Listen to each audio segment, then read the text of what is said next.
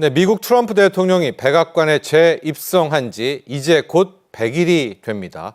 자, 국내 경제 또 통상 쪽 전문가들은 이제부터는 트럼프 대통령의 관세 정책 조금 좀 수그러들 것이다. 소강 상태로 갈 것이다. 이렇게 전망하고 있는데요. 자, 오늘 이 시간은 취임 100일 동안의 경제 일치 살펴보고요. 관세 정책 전망 그리고 우리의 대응 전략까지 이야기 나눠보도록 하겠습니다. 양준석 카톨릭대 경제학부 교수 모셨습니다. 안녕하십니까? 안녕하세요. 네. 자, 트럼프 대통령 취임한 지 한 1년 된 것 같은데요. 이제 100일이랍니다. 29일, 현지 시각 29일 100일인데 자, 100일까지의 행보 오늘 총평 한번 부탁드립니다. 예, 먼저 아무래도 우리나라는 국제적인 측면에 가장 관심이 있죠. 그래가지고선 지금 그 방송에서 나온 것처럼 관세 정책이 가장 우리한테는 우선적으로 지금 그 관심을 받고 있지만은 우리가 또 역시 굉장히 신경을 많이 써야 될 것은 이 관세하고 미국 내 정책이 어떻게 금융시장, 글로벌 금융시장에 영향을 주느냐. 그래가지고선 관세를 처음에는 저 상호 관세로 뭐 우리나라 25%, 뭐 저 베트남 같은 경우는 49% 때리려고 했지만은 그걸 연기시킨 이유가 저 국채 금리가 갑자기 그 요동치면서 그래가지고선 어떤 면에서는 단기적인 문제는 그 무역보다는 금융에서 더 위험했는데 그거는 조금 좀 안정화되는 것 같습니다만 또 어떻게 이게 굴러갈지는 아직 확실하지 않은 상황이죠. 그다음에 미국 내 상황을 본다면은 상당히 행정부 우선주의 정책을 쓰고 있다고 평가할 수 있을 것 같습니다. 그렇게 해서 이게 이제 그 특히 불법 이민 문제 다루는 데서 많이 보여주고 있는데 불법 이민으로 그 법원의 어떤 통제를 받지 않고 그냥 의심이 되면은 추방시키는 행정명령으로 그래가지고선 그것도 엘살바도르를 자기 나라로 처음엔 돌려보냈지만은 이제는 뭐 엘살바도르로 보내고 그 다음에 어떤 절차가 없이 그렇게 그냥 추방시키니까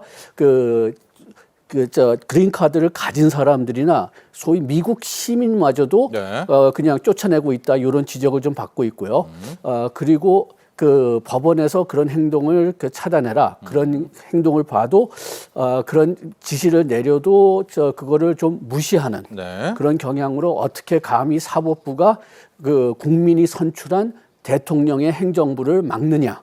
이런 논리를 전개하고 있고 그런 면에서 또 그 소민족, 소수민족하고 성소수인들에 대한 어떤 무차별 정책, 비차별 정책도 이제 좀 막으면서 그러면서 미국 대학교마저도 이제 좀 통제하려는 그런 움직임을 좀 보이고 있죠. 자, 앞서 표를 잠깐 보셨지만은 트럼프 대통령 취임 100일 가장 타격을 받은 곳이 실은 자산 시장입니다. 주가도 훨씬 더 많이 빠졌는데 최근에 좀 급반등이 나온 거고요. 무엇보다도 달러가 무너졌습니다. 자, 그리고 저기 왼쪽 밑에 보시면 2차 세계대전 후 미국 대통령 중에 두 번째로 낮은 지지율인데 자, 교수님, 이 지지율이라는 게 또 언론사들마다 또 조사 기관마다는 많이 좀 차이가 있는 것 같습니다. 그럼에도 불구하고 상당히 좀 부정적으로 나오고 있어요. 특히 이게 지금 100일밖에 안 됐지 않습니까? 허니문 기간이란 말입니다. 그런데 저 일기를 보면은 그때도 100일 정도 보면은 지금하고 한 2% 정도밖에 차이가 안 났어요. 그때도 미리 무너졌나요? 그때도 그 상당히 빨리 무너졌는데 다만 지금은 그때보다 더 빨리 무너지고 있다. 그렇죠. 그렇지만은 그 일기도 지금 한 43% 지지율인가 그렇게 기억하고 있는데 일기의 100일에는 한 45%였고 그때도 그 당시에는 가장 인기도가 낮은 새 대통령이다 그런 얘기가 있었거든요. 그런데 일기보다는 비교할 수 없을 만큼 아주 강력한 정책을 시도하고 있고 또 그만큼 지금 미국 시민들이 타격을 받고 있고 지금 막 얘기했지만은 그 행정부 우선주의 때문에 또 도지 그러니까 일론 머스크가 수장으로 있죠. 수장 거기에 따른 어떤 정부 지출 정부 지출 막는 사건 공무원 해고 사건 뭐 이런 것으로 상당히 지금 그 미국 내 대통령에 대한 그런 지지도가 요동을 막 치고 있죠. 자, 트럼프 대통령 아직까지는 40%대 지지율입니다. 44%인데 만에 하나 이 40%선 이게 거의 뭐 미국 내 대통령의 마지노선이라고 하는데 이것마저도 깨면 실질적으로 트럼프 대통령 좀 부담이 된다 이런 분석 나오고 있거든요. 그런데 저기 이거 네, 보면은 네. 저 그 트럼프의 저 그 지지층이 아직도 굉장히 강력하거든요. 네. 소위 그 마가라고 하고 그 다음에 또 일부 저 기독교층. 그게 한 그거는 40% 되나요? 40%는 안 되지만 한 30 내지 35%는 된다고 봅니다. 거의 콘크리트 지지죠. 그렇죠. 그러니까 그 소위 그 중립층에서 한 5% 정도만 지지율을 계속하면은 그러면은 40%가 40% 되죠. 정도는 유지할 수가 있죠. 예. 그렇지만은 지금 그것마저도 지금 빠져나갈 위기가 좀 있고 그 다음에 그 트럼프를 지지했던 중립층들 네. 상당히 조금 많이 후회를 한다는 얘기를 많이 하고 있기 때문에 그게 그 지지층이 계속 40% 이하로 떨어질 수는 있지만은 그렇지만 또 그것 때문에 30% 이하로 떨어진다고 보는 분석가는 지금 네. 현재 없습니다. 35%는 완전히 그렇죠. 투철하다. 네, 그렇습니다. 그래서 지금 나오는 이야기가 40%가 깨지기 전에 좀 약간 관세 정책이라든가 트럼프 대통령도 좀 여론을 좀 의식할 수도 있겠다 이런 좀 분석도 있는데 또 반대편에서는 그런 사람 아니다. 교수님은 어떻게 보십니까? 지금까지 행동을 본다면은 네. 그러면은 자기 그 지지도 인기에 굉장히 많이 신경을 쓰는 사람입니다. 네. 그래가지고선 그 정책을 계속 후퇴하는 것을 볼 수가 있는데 뭐 가장 대표적인 예를 든다면은 그러면은 그 처음에 중국에 90% 관세를 부과했을 때 처음에는 소포에 대한 관세도 60%로 매기려고 했어요. 예. 그러니까 뭐 우리 알리나 테무 같은 데서 주문한 것도 이제 그 60% 관세를 매기려고 했다가 젊은 층에 반대가 있다고 해가지고선 일단 그것을 유보시켰습니다. 예. 그렇지만 지금은 다시 부과시켰는데 그런데 아직까지는 거기에 대한 어떤 그 구매들이 완전히 이루어지지 않아가지고 이제 그 젊은 층이 이제 구매를 하면서 그 관세를 보게 된다면은 또 어떻게 될지 모르고 또 역시 반도체 관세를 유예시켰는데 아직 안 나왔어요. 아직 안 나왔죠. 네, 그런데 반도체 거기에 관세는. 또 전자 제품까지 넣었습니다. 그 특히 그 가전 제품. 또 뺐잖아요. 그렇죠. 그래가지고선 그 가전 제품을 뺀 그 이유가 역시 자기 지지도에 너무 큰 영향을 주지 않을까. 그래가지고선 그 유예시켰다고 했는데 물론 그 이게 90일 유예시켰으니까 아직 한 60일 정도 남았는데 네. 그 후에 또 어떻게 될 거냐? 그거는 그때 지지도에 따라서 또 달라질 것 같습니다. 네. 하여튼 정리하면 우리 양준석 교수께서는 이 트럼프라는 인물이 인기에 신경을 많이 쓴다라고 이제 정리를 좀 해보도록 하겠고요. 100일이 지났는데요. 약간 행정명령 서명한 게 130개, 뭐 어마어마하게 많은 좀 행정명령을 서명도 하고 정책도 바꾸고 다 열거하려면 우리 시간은 없는데 몇 가지 정도 그동안 좀 해왔던 것들 좀 나열해 볼까요? 열거해 볼까요? 뭐 그렇다면 아까 얘기했지만 뭐 네, 관세 같은 관세 것도 지금 있었고요. 거의 다 행정명령으로 이루어지고 네. 있고요. 물론 법이 기반이 되긴 하지만은 그렇지만은 원래 그 통상 정책하고 관세율은 의회가 그 결정을 하게 돼 있는데 다만 경제 비상 사태는 그렇죠. 이제 무역확장법. 예, 네, 그때는 232조. 그 행정령을 네. 통해서 할 수 있게 했는데 지금 트럼프가 그걸 상당히 많이 악용하고 있는 거죠.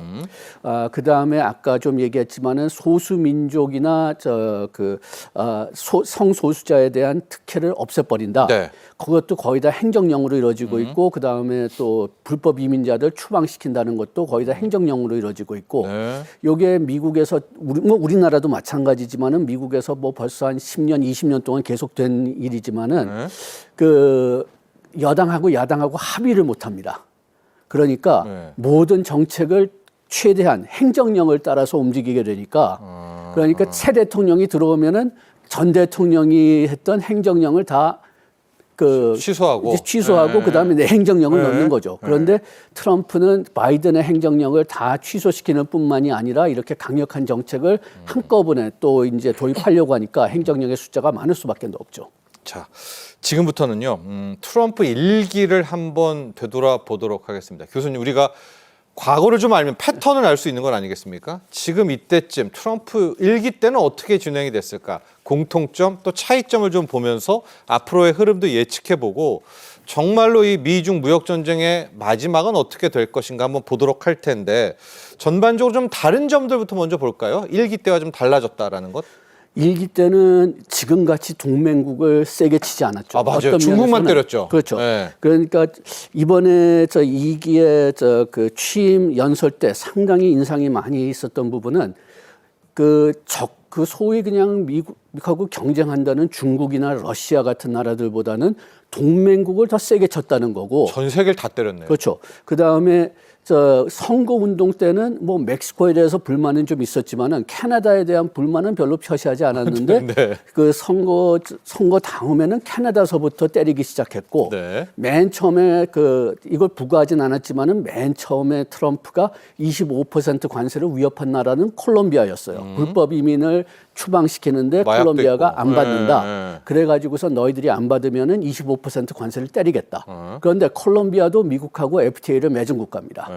그래가지고선 그 굉장히 저 동맹국을 오히려 더 세게 때리는 그런 그 행동을 볼 수가 있었고, 그 다음에 그 전에는 일기에는 트럼프의 과격한 행동을 좀 막아주는 네. 그런 사람들이 좀 있었죠. 특히 초기에는 그 트럼프가 장군들을 자기 비서관으로 이제 도입시켜 가지고선 그 너무 동맹국에 좀 그 위험한 행동을 하거나 너무 좀 아까 얘기했지만 뭐 사법부를 무시하는 그런 그 행동을 했거나 그렇다면 그거를 옆에서 막아줬는데 네. 이번에는 그런 그 막아주는 사람들이 없고 일부러 자기 편하고 자기를 절대적으로 복종하는 사람들로 이제 포위시켰어요. 예.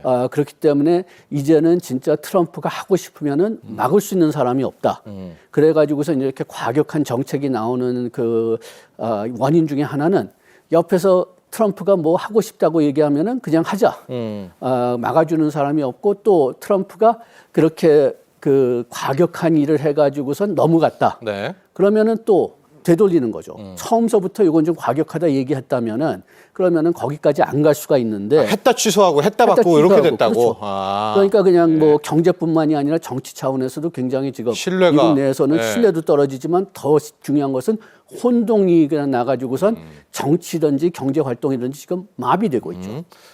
닮은 점은 뭐가 있을까요? 공통점은 뭐가 있을까요? 특히 좀 이게 일기 때 어떻게 좀 마무리가 됐는지도 좀 뭐 궁금해요. 일기 때는 저 아까 얘기했지만은 그 대표적인 그 무역 정책은 중국에 대한 네. 저 관세였는데 그것도 처음에는 그 관세를 세게 때리려고 했다가 그러다가 딜을 하자. 네. 그래가지고선 처음에는 저기 그 미국 농산품을 사겠다는 식으로 그래가지고선 좀 맞아요. 어느 딜이 좀 정도, 됐었어요. 예, 좀 그런데 끝에 가서는 중국이 또 뚝박을, 별로 네. 그냥 사진 않았죠. 네. 그렇지만은 그런 식으로 이제 그 관세를 협상 도구로 썼다. 그러니까 이번도 협상 도구가 될 거다. 네. 그런데 거기에 대해서는 지금 이견이 굉장히 많습니다. 왜냐하면은 근본적으로 지금 트럼프가 관세를 때렸기 때문에. 네. 그 다음에는 그 트럼프가 강경한 자세에서 온건한 자세로 변하지 않았느냐.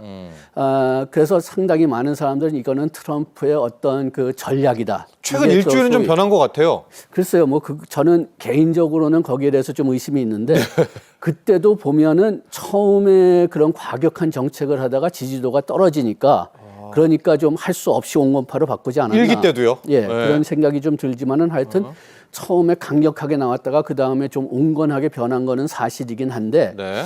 이번에도 그 온건이 있고 또 온건이 있습니다. 그게 무슨 뜻이냐? 지금 트럼프가 10% 관세를 때리고 있잖아요. 네. 그거를 0% 우리나라 그 FTA 같은 경우는 그게 0%였는데 다시 0%로 돌아갈 거냐? 네. 그거는 최소한도 트럼프가 대통령일 때는 힘들 것 같습니다. 하여튼 그 처음보다는 좀 덜 세질 거다. 그렇기 때문에 이렇게 해가지고선 또 이제 그 특히 중국에 대해서는 협상을 유도하는 방법이라고 많은 인식이 있었는데 이렇게 처음에 강경하게 때린 방법이요. 네. 그래서 지금 그 레슨 주장하는 사람들은 트럼프가 이렇게 한 것은 다 협상용이다. 근데요, 교수님, 일기 때 이러다가 또 공격하고 또 주가 폭락했다가 다시 온건한 모습 같다가 또 이게 꽤 길어졌단 말입니다. 그 일기 때를 생각해 본다면 지금 한번 강력하게 나왔다가 온건하게 나왔잖아요. 또 바뀌겠네요. 또 바뀔 생각을 하고 있고요. 그 다음에 그 트럼프의 부동산 투자했던 경험을 보면은 특히 뭐 80년대, 90년대 애틀랜틱 시티 같은 데 투자한 걸 본다면은 일단 성공했다고 생각하니까 과격하게 밀고 가요. 예. 과격하게 밀고 갔다가 파산하죠. 파산하든지 아니면 잘 안 되든지 하면은 또 다시 소극적으로 들어옵니다. 예. 그래가지고선 지금도 어떤 물론 해석하는 사람들마다 다르지만은 일부 해석은 미국이 그래도 아직까지는 세계에서 가장 큰 경제권이고 가장 큰 소비자 시장을 가지고 있으니까 요거를 믿고 너무 앞서 나가지 않았느냐. 그런데 지금 보니까 그 힘이 생각보다는 약하다. 그래가지고 다시 또 소극적으로 들어오는 게 아니냐. 그런 해석을 또 하고 있죠. 그러다 또 바뀌겠네요. 그러다가 또 자기가 소극적으로. 또 이제 그 강점이 있다고 생각하면 또 다시 그럼 언제 강하게 끝납니까? 나가겠죠. 아마 임기 끝날 때요. 네. 그렇습니다. 참 그래서 오히려 자산 시장이 먼저 움직이는 것 같은데 뭐 솔직히 말씀드리면 아직까지 실물 경제에서 미국 경제가 트럼프 때문에 균열됐다는 조짐은 아직은 없습니다만 자산 시장은 굉장히 많이 흔들렸거든요. 자산 시장 한번 먼저 점검해 보고 실물 갈게요. 예, 그 자산 시장에는 지금 그 주식 같은 경우는 그 트럼프 임기 시작하기 전에는 세금 인하를 기대로 해가지고선 굉장히 주식 시장이 많이 올랐죠. 급등했죠. 예, 그래가지고 11월서부터 2월 중순까지 한 6.7% 그 S&P 기준으로 본다면 한 6.7% 올라갔다가 그 다음에는 4월서부터 죄송합니다. 그렇지만 지금은 오히려 지금 작년 그렇죠. 7월 수준 정도로 떨어졌죠. 3월에는 완전히 뭐 폭락했죠. 예. 거기 그것보다 어떤 면에서 더 위험한 것은 국채금리인데 국채금리 폭등. 예, 미국 10년 만기 기준을 본다면은 트럼프가 당선되기 전에 4.8%에서 3.99%까지 내려갔습니다. 그것은 그 국채 가격이 올라갔다는 거고 그만큼 미국 국채에 대한 그 어떤 수요가 있었다는 거죠. 그렇지만 관세를 때린 다음에는 관세 때린 다음 날 2시간 내에 50bp가 올랐으니까요. 네. 그게 생각해 보면은 연준이 갑자기 금리를 2번 올린 거하고 같습니다. 오히려 그것보다 더 효과가 더 높죠. 왜냐하면은 그 연준은 장기 금리를 직접 손대지 못하는데 여기서는 장기 금리가 50bp 올라갔고 요거는 다 미국의 모르겠지나 투자 중장기 투자 금리에 완전히 직결되어 있는 금리니까요. 네. 지금은 어느 정도 안정됐지만 그래도 지금 한 4.5% 수준이고 지금 염려되는 것은 이렇게 트럼프 정책이 불안정하니까 미국 국채하고 또 미국 달러가 안전 자산이라는 신뢰가 없어지지 않았느냐. 여기에 대해서 지금 대부분 금융계하고 경제학자들은 상당히 염려를 하고 있지만은 또 트럼프 지지자들은 이게 또 전략 중에 하나다. 트럼프가 맨날 불평했던 게 미국 달러가 과대평가돼 있으니까 이렇게 해서 달러의 가치를 내리고 있다고 주장하는 사람도 있긴 있습니다. 근데 약달러는 됐지만 저금리 못 만들고 있잖아요. 그렇죠. 네. 그래가지고선 지금 계속 파웰 보고 그 금리를 내리라고 그냥 밀고 있는데 파웰 입장에서는 지금 관세 때문에 인플레이션이 올라갈 게 그냥 뻔하니까 그리고 아직 통계로는 실물 경제에 영향이 보여지지 않으니까 지금 금리를 내리기는 너무 서툴다. 그리고 만약 금리를 내린다면은 관세 정책이 더 오래 지속되지 않겠느냐 이런 염려도 좀 하고 있는 것 같습니다. 실물은 언제 타격이 만약에 온다면 반영될까요? 지금은 너무 없어요, 실물 경제는. 네, 그런데 지금 기억하셔야 될 것은 네. 트럼프가 이렇게 관세 올린 지가 한 달이 안 됐어요. 네. 4월 2일에 올렸으니까. 100일이죠 지금. 네. 네, 우리한테는 지금 몇 년 된 것 같은 기분이 들지만은 지금 30일도 안 됐으니까 지금 4월 2일에 중국에서 떠난 배가 5월 초에 캘리포니아에 온다고 합니다. 그 다음에 또 한 6월 정도 돼야 동부에 온다고 합니다. 그런데 문제가 뭐냐? 4월 2일 그 관세 때린 다음에 그 해운 운송량이 중국서부터 미국까지 해운 운송량이 크게 떨어졌어요. 그래가지고선 지금 당장 그 미국 유통계에서 걱정하는 거는 인플레이션도 인플레이션이지만 품귀 현상입니다. 그럼 한 5월 둘째 주 이 정도면은 좀 올까요? 그러니까 지금 그 실물 경제에 대한 어떤 품귀 현상 같은 것은 5월, 6월서부터 5월, 이제 6월. 느끼기 시작할 거고 오히려 인플레이션은 2분기 말, 그렇죠. 3분기 초, 가을. 그때 나타날 거라고 지금 보고 있습니다. 자, 우리 한국 경제에 미치는 영향 보도록 하겠습니다. 1기, 2기. 자, 지금 2기도 꽤 1, 2년 된 것 같은데 진짜 얼마 되지는 않았기 때문에 우리도 좀 명확한 피해는 자산 시장 외에는 2기 때는 그렇죠? 그런데 지금 상당히 염려되는 부분이 중국 같은 경우는 무역 전쟁을 예상했기 때문에 네. 그렇기 때문에 미국 내에 그 사재기도 하고. 수입업자들이 사재기 네. 현상이 굉장히 커가지고 중국의 4분기하고 1분기 수출량이 그 거의 역사적인 그런 기록을 냈는데 우리나라는 그런 사재기 수출이 없는 것 같아요. 오히려 지금 최근 그 수출 그렇죠. 그 보면 수출 오히려 데이터가. 떨어졌죠. 예. 그래가지고선 이게 왜 이렇게 됐는지 그게 지금 좀 상당히 크게 염려되는 사항이긴 하고요. 네. 그 다음에는 우리나라가 지금 계속 그 수출 생각하지 않고 국내 잠재 성장률이 떨어지고 있는데 지금 그 수출 문제가 없다고 해도 우리나라가 금년에 2.0% 성장 기록하기가 어려웠을 겁니다. 네. 그런데 지금 수출까지도 이런 문제가 있으니까 지금 뭐 1.0% 성장률도 그렇게 놀라지는 않을 것 같아요. 네. 그럼 우리는 거의 직격탄이네요. 그렇게 보고 있죠. 그러니까 지금 그 이번에 무역 전쟁에서 가장 크게 타격을 받은 나라들을 조사해 보면은 네. 그러면은 캐나다, 멕시코, 미국이 가장 큰 피해를 받고 있지만은 그 외로는 베트남하고 우리나라입니다. 자, 그래서 어서 빨리 좀 이 미 중의 무역 전쟁, 관세 전쟁이 좀 마무리되기를 가장 원하는 뭐 경제 중에 하나가 우리 한국 경제일 텐데 교수님, 지금 이 트럼프와 시진핑의 말이 또 반응이 엇갈리는 게 트럼프 대통령은 어제도요, 주말에도 시진핑 주석과 통화했다 뭐 이렇게 얘기를 계속 하는데 자주 통화한다. 중국은 아니라고 하고 있거든요. 누가 거짓말을 하고 있는 겁니까? 글쎄요, 저는 개인적으로는 트럼프 지난 한 20년, 30년 보면은 예. 과장해서 얘기하는 것들이 상당히 많거든요. 예. 그래가지고선 미국하고 중국 간에 아마 실무진은 계속 연락을 하고 있을 겁니다. 실무진은 하고 있는 건 맞나요? 예, 그러니까 실무진들끼리 뭐 전화할 수밖에 없죠. 뭐 예, 대사관 예. 같은 데 있으니까. 그렇죠. 예. 그러니까 그것을 좀 과장해서 포장하지 않나 좀 그런 생각이 좀 들고요.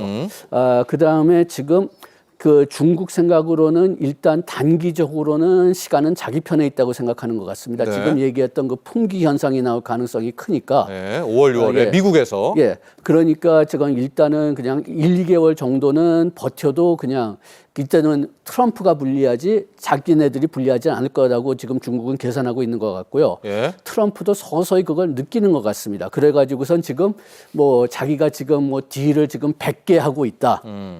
그런 얘기도 하지만은 그 100개 국가가 어디냐 물어보면은 답을 못해요. 그래가지고선 좀 아마 100개 국가들이 뭐 협상을 하자는 얘기는 했을 겁니다. 네. 그리고 뭐 편지 같은 것도 이제 좀 협상을 고려하자고 편지 같은 것도 보낼 테고 그런데 그거를 좀 과장 포장하지 않나 좀 그런 생각이 드네요. 자, 중요한 건 이제 또 결론이기도 한데 우리 한국 경제 대응, 우리의 대응입니다. 지금 한번 논의 내용을 쭉 보면 이 미중의 관세 전쟁은 우리 기대와는 다르게 꽤 오래 끌 것 같거든요. 특히 지금 중국의 반응이 뭐 계속 시간은 나의 편 아니겠습니까? 우리도 이거를 막 빨리 끝난다라는 그런 마음가짐보다 중장기 전략이 좀 필요할 것 같습니다. 오히려 빨리 미국하고 딜을 만들려고 한다면 우리한테 불리하지 않을까 그런 걱정이 좀 큽니다. 예. 왜냐하면은 아까 얘기했지만 최소한도 그냥 여름까지를 본다면은 트럼프 쪽이 더 불리할 것 같으니까요. 네. 그런데 또 우리가 뭐 언제든지 뭐 빨리 하자 뭐 빅딜을 좋아하니까 그래가지고선 우리가 지금 어떤 면에서는 트럼프가 강할 때 딜을 하면은 그러면은 우리가 나쁜 딜을 계속 가져가지 않을까. 네. 또 트럼프가 이제 그 대통령 이제 끝난 다음에도 우리가 이 조건을 가지고 계속 미국하고 거래를 해야 될 가능성이 있으니까. 사인을 했으니까. 예, 그러니까 이것도 좀 상당히 좀 조심해야 될 것 중에 하나고, 그 다음에 또 트럼프가 또 지금까지 본다면은 뭐 우리나라 FTA도 번복했고, 뭐 지금 미국 내에서는 뭐 대학교들하고 계약한 뭐 조건 그 금액들도 지금 안 내고 있고 네. 그래가지고는 언제 조건을 반도체 어떻게 보조금도 안 주고 있잖아요. 그렇죠. 네, 입금도 안 하고. 그리고 또 그 미국의 뭐 거의 모든 R&D가 지금 멈춰 있습니다. 예. 왜냐하면은 정부가 지원하는 R&D 관련 그 보조금을 지금 안 주고 있거든요. 우리나라뿐만이 아니라 예. 미국 내 연구자들한테도. 예.